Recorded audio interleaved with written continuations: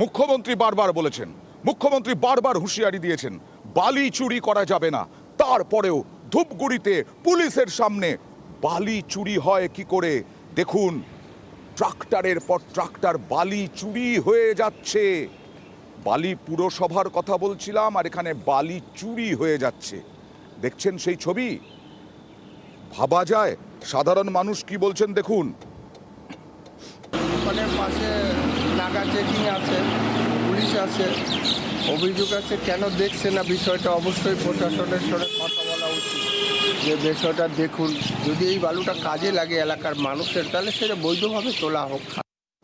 Rocky, আমরা বলছি না, সাধারণ মানুষ দুষছেন পুলিশকে। মুখ্যমন্ত্রী বারবার হুঁশিয়ারি দিয়েছেন পুলিশের সাহস হয় কোত্থেকে? পুলিশের সামনে বালি চুরি করতে পারে কি করে?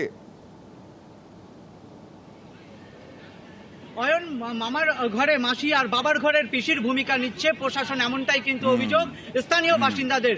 ধূপগুড়ি স্টেশনের যে এলাকায়, ধূপগুড়ি শালবাড়ি স্টেশন এলাকায় ডুডুয়া নদী থেকে দিনে দুপুরে কিন্তু বালি লুট হয়ে যাচ্ছে, তাও আবার ধূপগুড়ি থানার অন্তর্গত যে নাকা চেকিং রয়েছে সেই নাকা চেকিং এর সামনে দিয়ে, বলা চলে নাকের ডগা দিয়ে কিন্তু চলছে এই দুঃসাহসিক কাজ বালি মাফিয়াদের। প্রশাসন দেখেও নীরব, স্থানীয় বাসিন্দা থেকে শুরু করে রাজনৈতিক নেতারা কিন্তু অভিযোগ তুলেছে।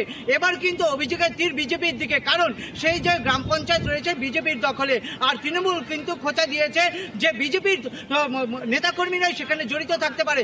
এই কারণে কিন্তু এলাকার বাসিন্দারা এ ধরনের মন্তব্য করেছে যে বাবার ঘরের বিজেপি তো সুযোগ পাবেই তৃণমূলকে দোষার।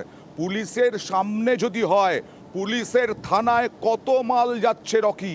আমার প্রশ্ন, পুলিশের থানায় কত মাল যাচ্ছে? দেখো, বারবার কিন্তু অভিযোগ উঠে আসছে যে প্রশাসনের ভূমিকা নিয়ে, কারণ এইভাবে দিনে দুপুরে যখন লুট হয়ে যাচ্ছে নদীর বুক থেকে বালি, বারবার প্রশাসনকে কড়া হুঁশিয়ারি দিয়েছেন মুখ্যমন্ত্রী মমতা বন্দ্যোপাধ্যায়। সেক্ষেত্রে দেখা যাচ্ছে কোনো রকমেই কিন্তু এক শ্রেণীর আধিকারিকরা কর্ণপাত করছে না, দিনে দুপুরে এই কাজ চলেই যাচ্ছে। অভিযোগ তুলেছে একটা মোটা অংশের টাকা কিন্তু পুলিশ কর্তাদের কাছে, এক শ্রেণীর পুলিশ কর্তাদের কাছে যাচ্ছে, যে কারণেই চোখের সরকারের উচ্চপদস্থ কর্তারা শুনলেন পুলিশ কর্ণপাত করছে না।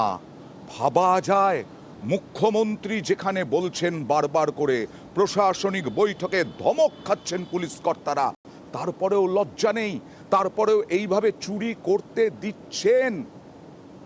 দেখুন দেখুন, তৃণমূল বিজেপি তরজাই করুন। গাদং 2 এবার বিজেপি পঞ্চায়েত দখল করেছে, ঠিক আছে? তাদের সামনে এইভাবে ডুডুয়া নদীর থেকে বালু পাচার হয়ে যাচ্ছে, তাহলে এখানে বোঝা যাচ্ছে যে তারাও কিন্তু কমতি নাই। বিজেপি যেখানে আছে সেখান থেকে কিন্তু এই কাজগুলো হচ্ছে। ওখানকার যেহেতু প্রধান, বিজেপির থেকে নির্বাচিত প্রধান, তিনি কি করছে এই বিষয়টা আমি বিডিও সাহেবের সাথে কথা বলবো।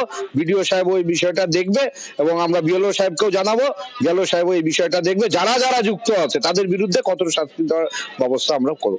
সবসময় একটা জায়গায় কেউ কোনো অফিস স্টাফ বা কোনো কর্মচারী ওইভাবে পাহারা দিয়ে কোনো কাজ করতে পারে না।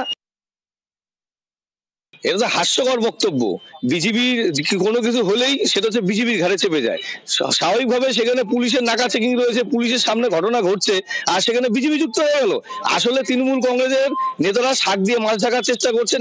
যারা বলছেন তারা কতটা কি ভেবে বলছেন জানা নেই, তবে আমরা একটু বলতে পারি যে এই তৃণমূলের সরকারটা আগামী দিন আর পশ্চিমবঙ্গে থাকবে না, কারণ এই চোরদের সরকার মানুষের পকেট চুরি করছে, সাধারণ মানুষকে সর্বশান্ত করছে এবং সরকারি সম্পত্তি বিনষ্ট করছে। তার জন্য আগামী দিনে পশ্চিমবঙ্গের মাটি থেকে তৃণমূল কংগ্রেসকে উৎখাত করবে জনগণ।